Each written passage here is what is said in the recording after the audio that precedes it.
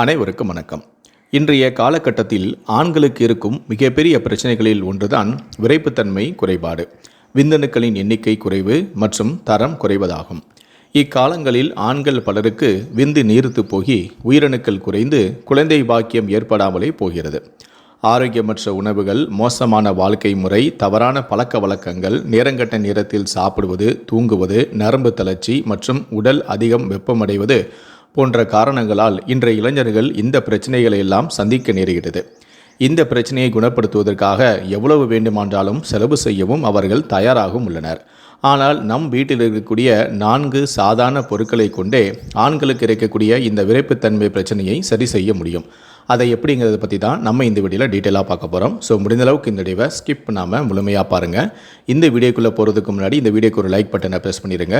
நீங்கள் இதுவரைக்கும் என்னோட சேனலை சப்ஸ்கிரைப் பண்ணாமல் இருந்தீங்கன்னா மறக்காமல் சப்ஸ்கிரைப் பண்ணிக்கோங்க. கூடவே அந்த பெல் சிம்லையும் மறக்காமல் கிளிக் பண்ணிக்கோங்க.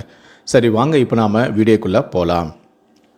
முதல்ல நமக்கு தேவையான பொருள் பெருஞ்சீரகம். பெருஞ்சீரகம் ஆண்களுடைய ஆரோக்கியத்திற்கு, குறிப்பாக செரிமானத்தை மேம்படுத்துதல், டெஸ்டோன் ஹார்மோன் அளவை சமநிலைப்படுத்துதல் மற்றும் இதய ஆரோக்கியத்தை அதிகரிப்பதன் மூலம் நன்மை பயக்கும். இது உணவுக்கு பிறகு செரிமானத்தை தூண்டுகிறது மற்றும் கொழுப்பை குறைக்கவும் உதவுகிறது. இதில் உள்ள துத்தநாகம் ஆண் மலட்டுத்தன்மை மற்றும் உடல் பருமனை நிர்வகிக்கவும் உதவுகிறது. உடல் வெப்பமாவதை குறைத்து குளிர்ச்சியாக வைத்திருக்கவும் உதவுகிறது. இதய தசைகளை வலுப்படுத்தி கொலஸ்ட்ரால் அளவை குறைக்கவும் பெருஞ்சீரகம் உதவுகிறது. இதில் விட்டமின் ஏ, சி மற்றும் இ, இரும்புச்சத்து, பொட்டாசியம், கால்சியம் போன்ற ஊட்டச்சத்துக்களும் உள்ளன. இரண்டாவது, மிளகு. மிளகு ஆண்களின் ஆண்மையின்மையை குணப்படுத்துகிறது, மேலும் விந்தணு இயக்கமும் மேம்படுத்துகிறது. இது கருவூராமை சிகிச்சைக்கும் உதவுகிறது. சுருக்கமாக, மிளகு ஆண் பாலியல் ஆரோக்கியத்தை மேம்படுத்துவதில் நன்மை பயக்கும். திருமணமான ஆண்கள் தங்களுடைய உடலை வலிமையாக வைத்துக்கொள்ள மிளகை பொடியாக்கி சுடு தண்ணீரில் தினமும் குடிப்பது நன்மை தரும். மூன்றாவது, ஏலக்காய்.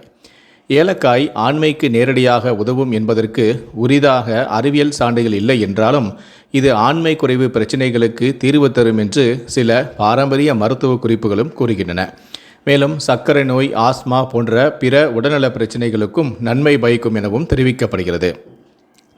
ஆனால் இது விந்தணு எண்ணிக்கையை அல்லது ஆற்றல் மீது குறிப்பிடத்தக்க தாக்கத்தை ஏற்படுத்துவதில்லை என ஒரு தரப்பு மருத்துவம் கூறுகிறது. பாரம்பரிய மருத்துவ முறைகளில் ஏலக்காய் ஆண்மை குறைவு பிரச்சினைக்கு தீர்வு தரும் ஒரு பொருளாகவே கருதப்படுகிறது. நாலாவது, தேன். ஆண்களுடைய பாலியல் ஆரோக்கியம், டெஸ்டோஸ்டெரான் அதிகரிப்பு மற்றும் உடல் சோர்வை நீக்கி ஆற்றலை அதிகரிக்க தேன் பயன்படுகிறது.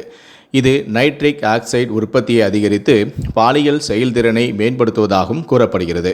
தேனில் உள்ள கிளிசின் என்ற ஒரு சேர்மம் டெஸ்ட்ரோஜன் ஹார்மோன் ஈஸ்ட்ரோஜனாக மாறுவதை தடுக்க உதவுவதாக நம்பப்படுகிறது.